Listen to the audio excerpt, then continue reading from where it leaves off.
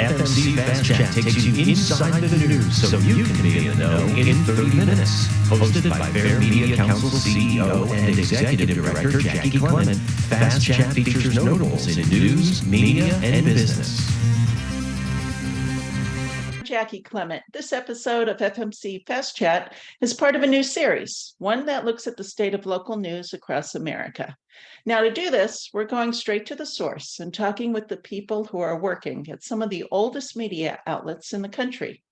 Today, we turn our attention to the Hudson Valley area of New York, and our guest is Mary Dempsey, publisher, executive editor, and general manager of Columbia Greene Media. So, Mary, thank you so much for joining us today. Thank you for having me. I appreciate it. Well, I think the best way to start is if you can tell me a little bit about your history, because I believe we go all the way back to the 1800s with you. Yes, the 1700s, actually. We have two daily newspapers, the Register-Star and we also have the Daily Mail. The Reg started in 1785. Its origins. It started out as a weekly called the Gazette, and then over centuries, it turned into what it is today. The Daily Mail started in 1792, and it's been going since then. Wow. Okay. And now your website, though, you have the two papers that they merge onto the website, and Yes. The website has a different name. Yes, it's Hudson Valley 360.com. Okay. And how long has that setup been going on? We've had a website. Well, we had a website before I started there 10 years ago, but they were merged probably about between 8 and 10 years ago into the one. We had two separate ones. We had one for the Daily Mail and one for the Register-Star. All right. So why the merge? Because there was no reason to have two. People could get the news from both sides of the river. The Hudson River separates the two counties that we cover. Columbia County is on the east side of the river, and Greene County is on the west side of the river. And the communities, get together. So it was good to have it on one site where you can get all your news. Okay. Right. Tell me a little bit about the community you serve. How many people? What are their interests? What are the big issues in their minds? Well, between the two counties, we have about 100,000 people. Okay. They're a mix of people. You have people who are from here, and you have a lot of New Yorkers buying second homes up here, or first homes, but a lot of second homes on both sides of the river. What contributed to that was 9/11, people wanting to leave the city, and COVID. Okay. We had many people come up here during COVID to get out of the city. One of the issues, a big issue in the area, is housing, affordable housing. When everybody moved up here, the cost of housing skyrocketed. So people who are from here are, have had a hard time finding affordable housing. Okay. All right.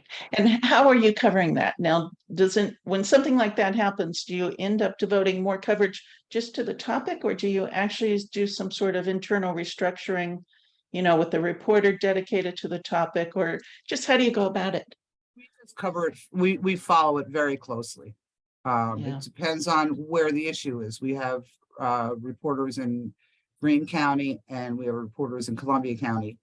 So if it's going to affect the counties a little bit differently, but because the communities are a little bit different, I think that Columbia County is farther ahead with the number of people from New York City moving up than Greene County, but it's a close second, Greene County. Okay. Now, you've been a journalist for over 30 years. How did you get started?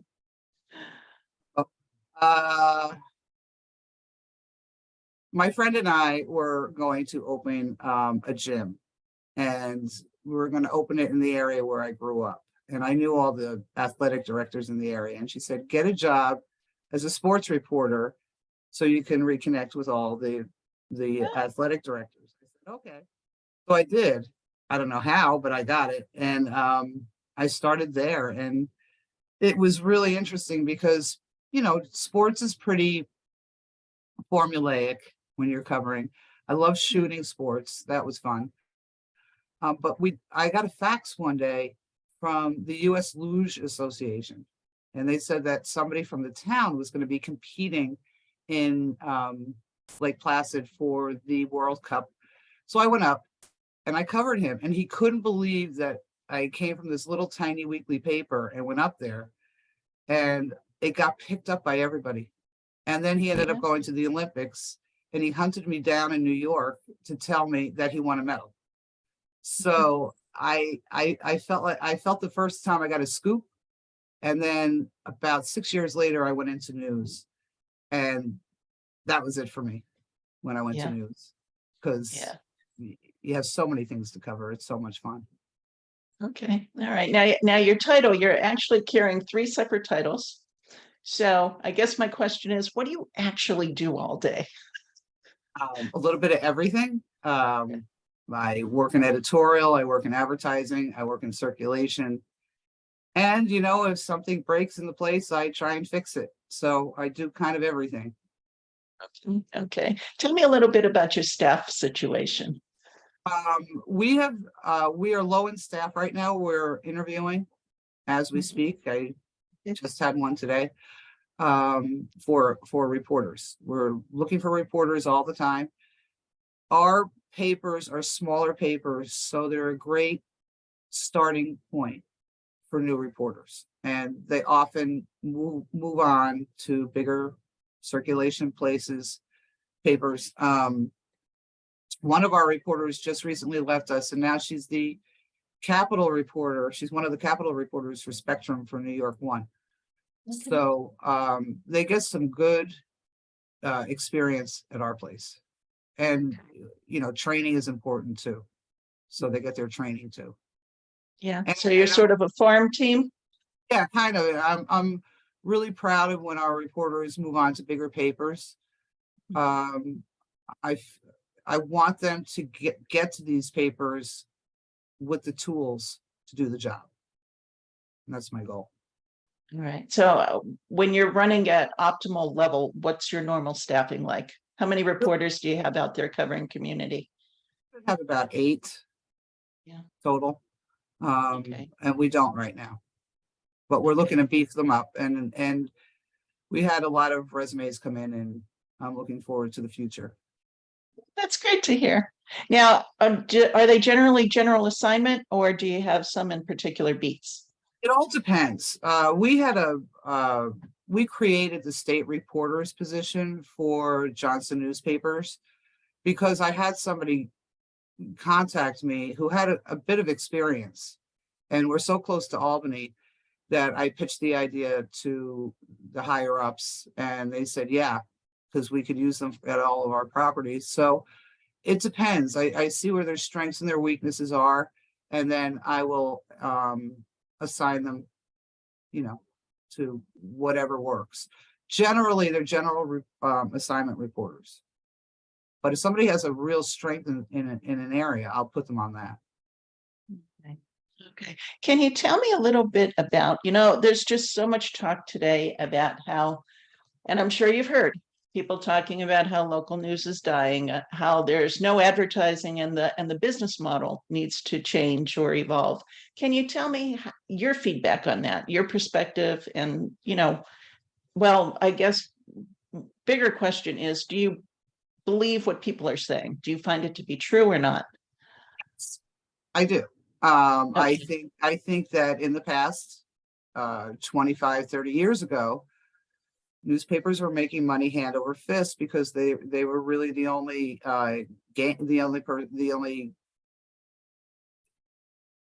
place to really advertise and reach a lot of people. That and TV. Now I think advertising has dropped, circulation has dropped, and this is not the time to be shunning papers. This is a time to reinvent your business model and but increase your circulation. And you can do that by diversifying your business, by getting into other businesses. If you have a press, don't just print newspapers, print collateral advertising for other companies. They have to just diversify. I think that's the important thing. And is that something that's a priority with you folks there? Yes. And increasing circulation is a priority also. So, and that comes with good content, because content is king. So editorial is important. Sales and circulation, they're all important.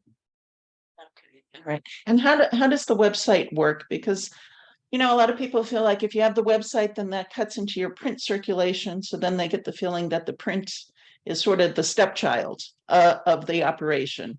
So how do you manage to balance that? Well, we have a lot of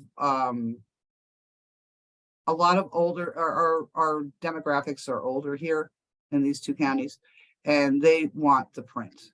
They want it in their hand.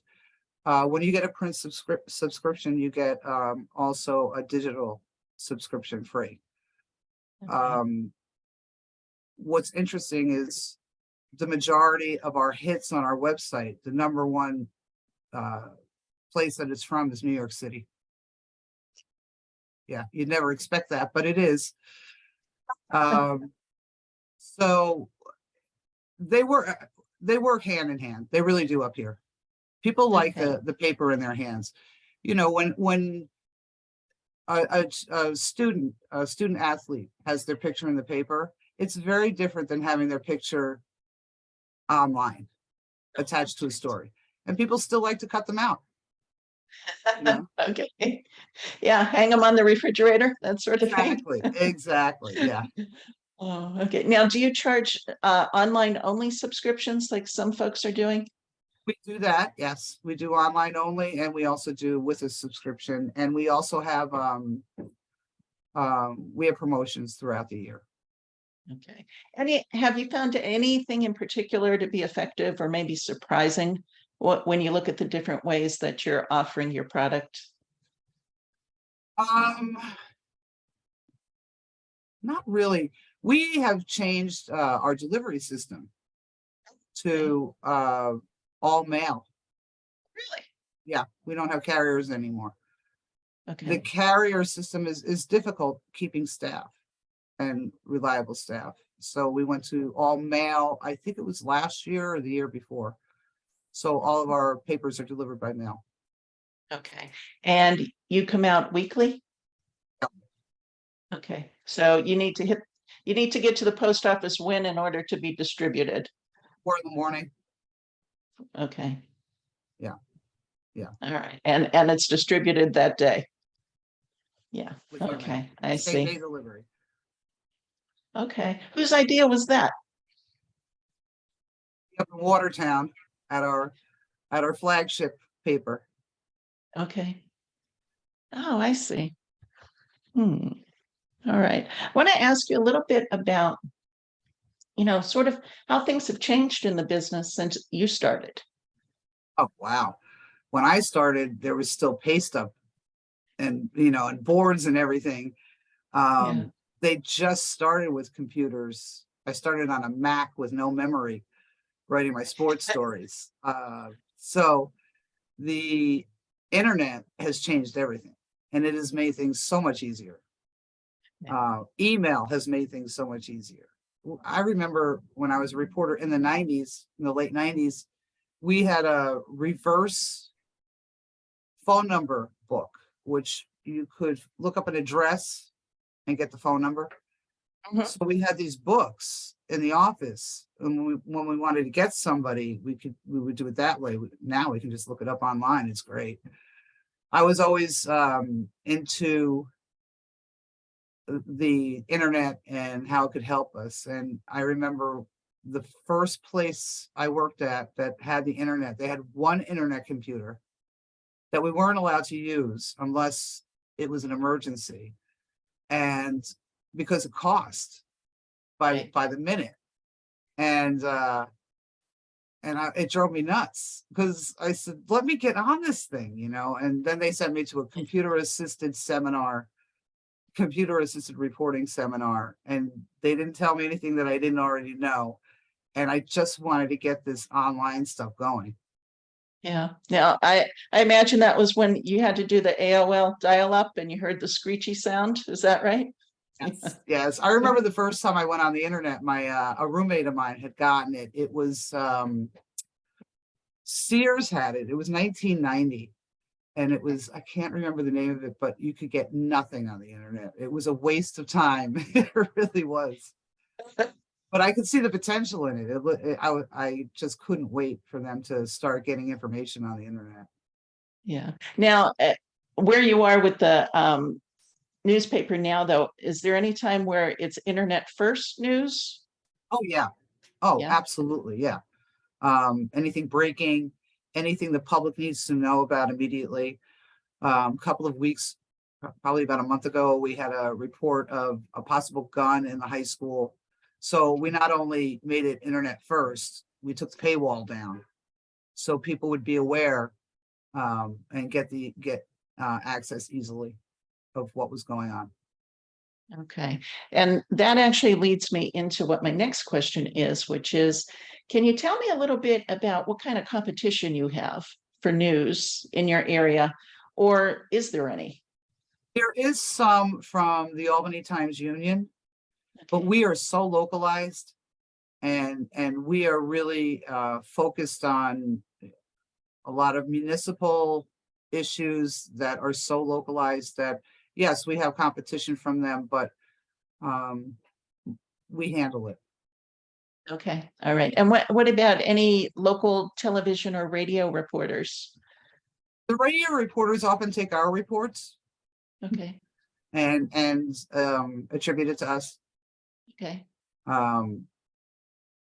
Yeah, we also have a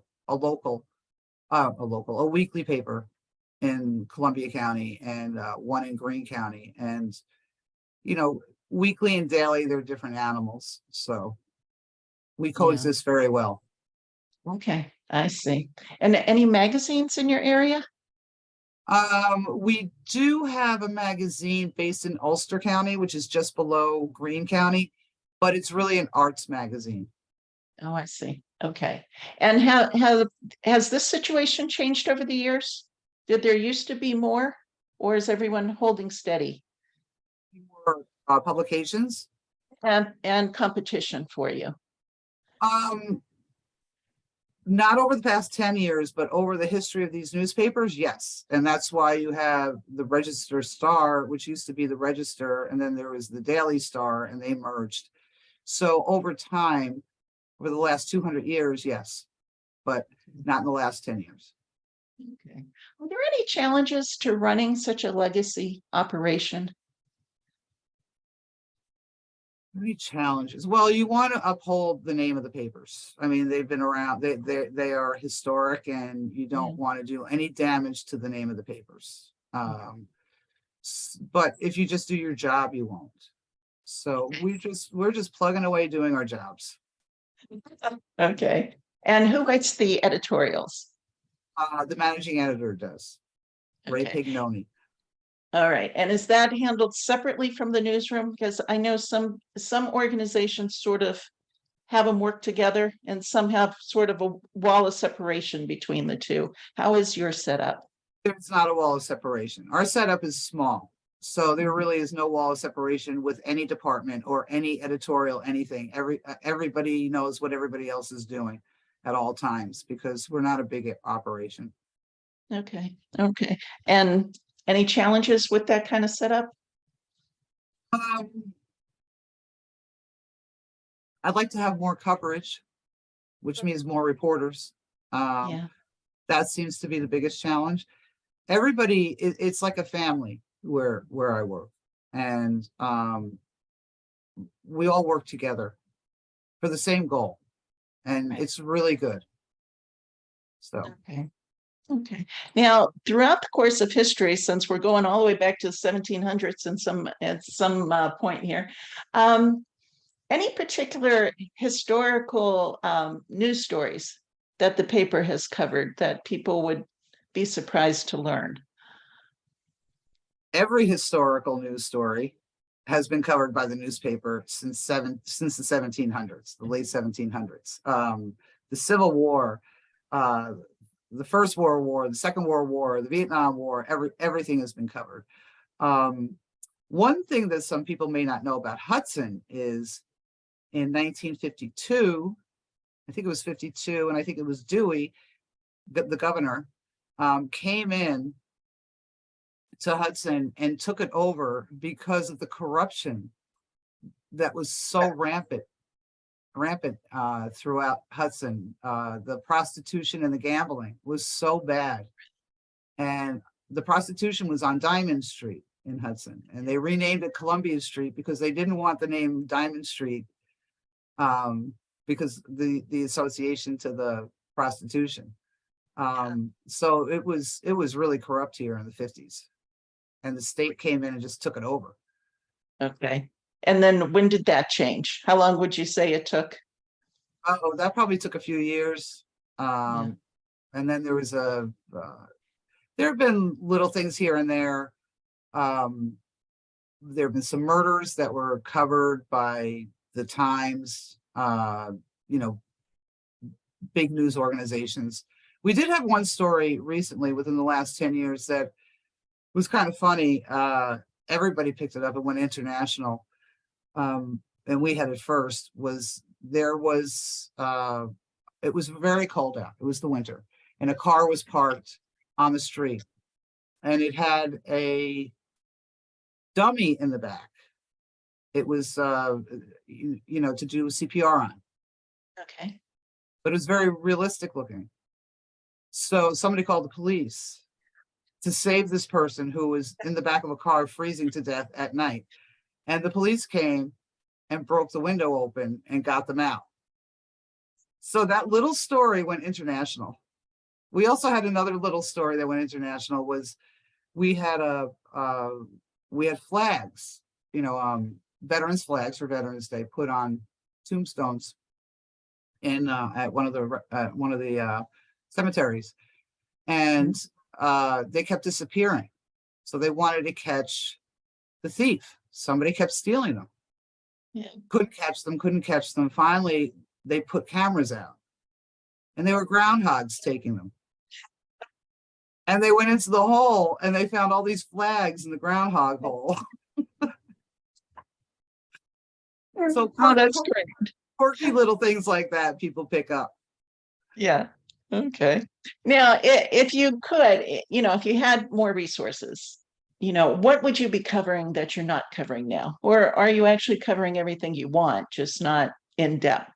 No, geographically, we would cover more towns, more villages. We would cover everything. We would have everything covered. We're doing the best we can with the staff that we have, and I think they're doing a very good job. Okay. And how important is it that the staff be local or live in the area?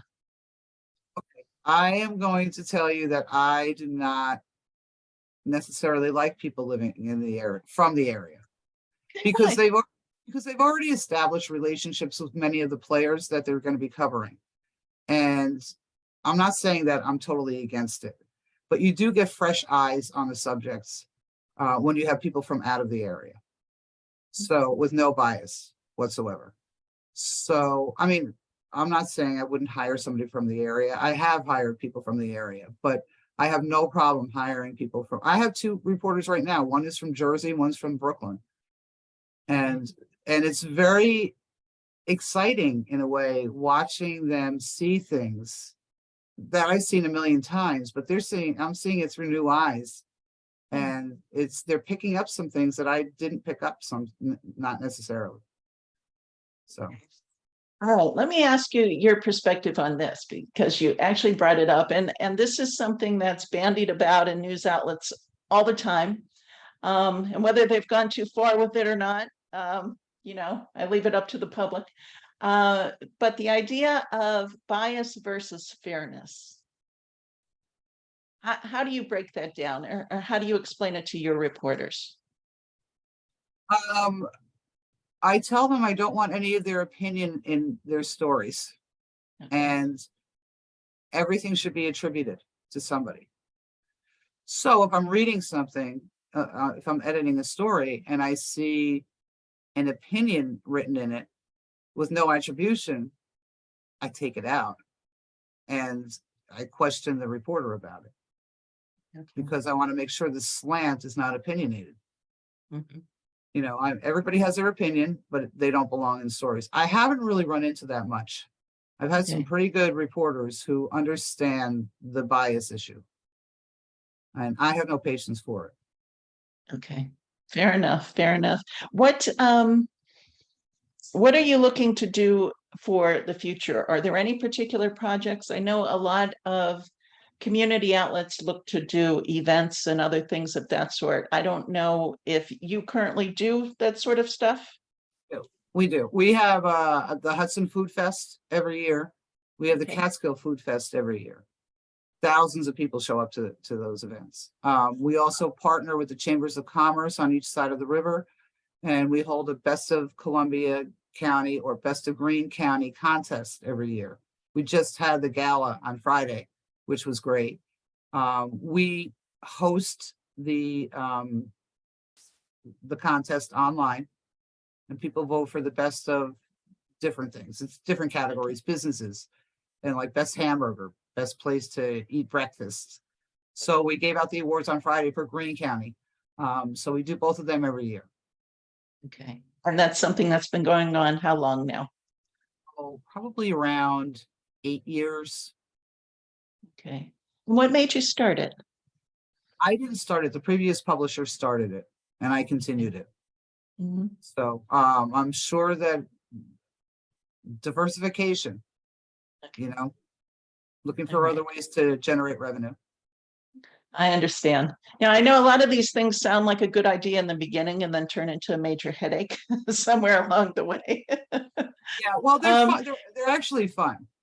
Yeah, but do you find though that it stresses the staff out so that you may be compromising on the news side, or do you have some sort of setup to prevent that? Because I do see that happening in some places. When we do these events, Yeah, yeah, well, the Best of Greene County, the staff really isn't involved. The advertising staff is involved. okay, I'm involved, but the editorial staff, they just cover the event. That's it. When we have the food fests, we implore everybody, well, we don't implore, we ask everybody to participate, and everybody does. They're great. You know, if they work the food fest, they get a day off. okay. You know, All so right, and that they have sounds fair. they have a good time. You know, there's good food there. Your cat started climbing up the wall when you mentioned food. I don't know if it's feeding. Sorry, I'm sorry about that. Yeah. No, it's part of the new reality of everyone just kind of being wherever they are when they take calls. Well, here's the Um, thing: is my office is not a good place to do one of these interviews because it's pretty wide open. Nobody has like a closed office, so I figured I would do it at home. I see. Okay. Yeah, the office though, that brings up a great question because I know there are places that still, because of COVID, their staff aren't coming into the office yet. How are you folks managing that? But we're all in the office. I had COVID 2 weeks ago, my first time in 3 years. But as soon as me and the person who sits in the office next to me, we both got it. And I didn't go near anybody for a week, and he didn't either, and it didn't spread. We've been dealing with COVID since when it first started in March, the end of February. I very closely followed the guidelines, and I think we closed down 3 times, a month at a time. One time I think we closed 3 months. But with the newsroom, I find that it's a real collaborative effort, and to be separated and working from home doesn't work. So a lot of things are missed. So everybody is fine. I mean, we got through it. Not many people got COVID. I was surprised that I got it and my coworker got it, because probably had 4 people get it Okay. over the whole. We were very careful. I was very, very careful with Well, that's that, good because to their hear. health is the most important thing. And Yeah. if they're out, they're out, you know, and I don't want them to have to be. So. Yeah. No, I understand. So from your perspective, what do you think is, I guess, how would you describe the character of your news versus the community that you serve? I'm not sure what you mean. Yeah. Well, that. Well, okay. It's a reflection of our community. That's what our news is. It's a reflection of our community. You know, these 2 papers help shape the communities on both sides of the river from the 1700s on.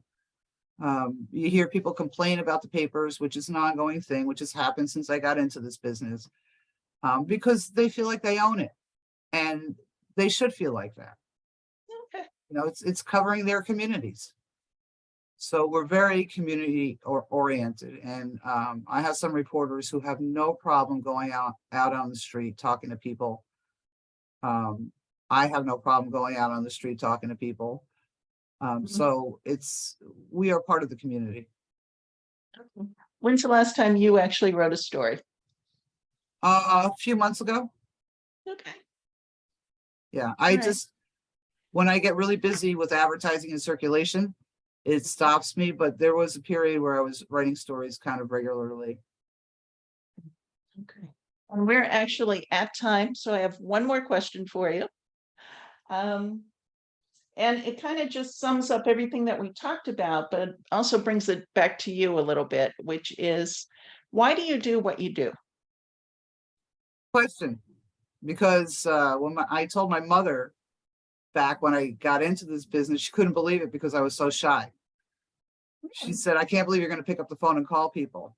And I said, "I'm just doing it." Why? Because I think it's really important. I think it's really important for people to know what's going on in their community. And I think it's really important for people to know where their tax dollars are going and what their elected officials are doing.